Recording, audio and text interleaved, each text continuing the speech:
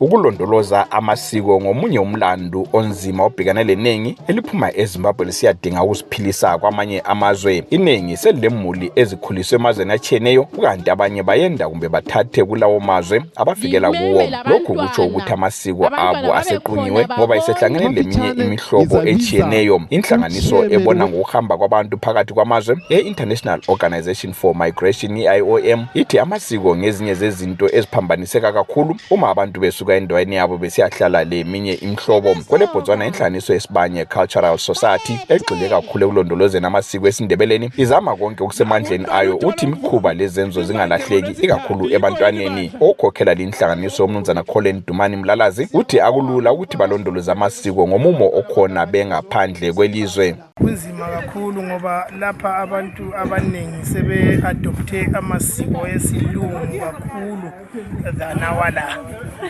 awakibo. Ngakho kuthiwa abathi bechiye awakibo be-adopta eBotswana ngakho bangcono. Maye sebe-adopte isilungu kuphela. Abantu bethu abasasazi isintu lapha. Abantu bethu nxa ufika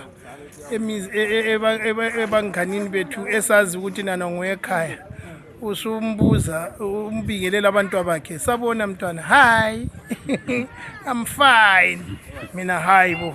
Okuhlanganiso yeZimbabwe Community kwele Botswana umnumzana Sifas Chuma uthi umumo okhona wenza kube nzima ukuthi amasiko ehlale eqotho engaqhumwa ukuhlangana leminye imhlobo. Indaba yamasiko iyahlupha kakhulu ukuthi siwagcine siphandle kwelizwe sisemzini ngoba kanengi sifika lapha siqala ukufunda indimi zabantu. Uzathola ukuthi lo limo olukhulunywayo akuseyisintu sakithi. Labantwana ezikolo bafunda kuma private schools bakhuluma isikhiwa endlini sokukhulunywa isilungu. So yona le into vele ngokuqala yenza kuhle kube nzima.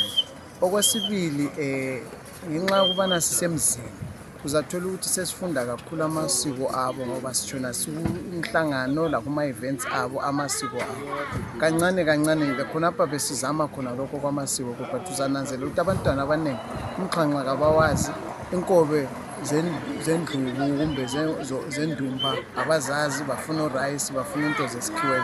So into enkulu kodwa siyazama yikho sabumba lenhlanganiso ezinjengazona lezi ukuthi sincedisaneni singabazali ufundisa abantwana. Unkosazana Rita Hadebe uthi noma nje impi yokuvuselela amasiko ikhanya engathi ayinqobeki, kumele kuzanywe ngamandla ukwalondoloza.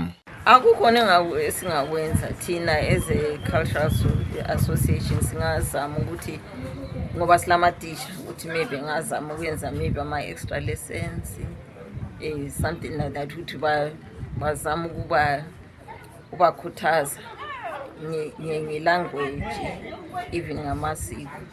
Umnumzana Bekithemba Jele uthi okuhle ukuthi leBotswana liyavumela ukuthi kube lendlela eminye emhlobo igcine amasiko ayo. Siyazama ukuthi sigcine amasiko ethu ngoba lelizwe ngalo liyasivumela ukuthi lapho esibuthana khona sibuthane ngamasiko ethu. Kodwa kuba nzima ngenxa yokuthi esihlezi labo babe bengenzi amasiko afana lathi. Kuba nzima ukuthi ebantwaneni baqhubeke belokho begcine amasiko ethu, sazi imvunulo yethu, besazi ukudla kwethu. Iningi likhala ngokuthi kakhulu intsha yalamuhla ayisakwazi imvunulo, ulimi, ukudla kanye leminye imikhuba ehambelana lendlela zokuziphatha. Inhlanganiso yesibanye yenza imizamo minyaka yonke ukuthi ibe lombuthano obizwa ukuthi imbizo lapho unquswa abazamasiko. Aliseke bahamba emkhosini lo bagoqela waziwa kakhulu ngokugcina imbali yamasiko umnumzana Phathisa Nyathi kanye lowakhethwa ngumdeni wakoKhumalo kuba inkosi yesizwe sikaMthwakazi ubulelani loBhengula Khumalo. Yonke le kuyimizamo ikakhulu ukutshengisa abantwana ukuthi bavela ngaphi njalo baya kuphi. Abanye njalo bavame ukuya kumgubho wenkosi umzilikazi eZimbabwe iminyaka yonke. Ngumqondisi Dube oyindaba zeStudio 7 ngiSavron kwele Botswana. Davron.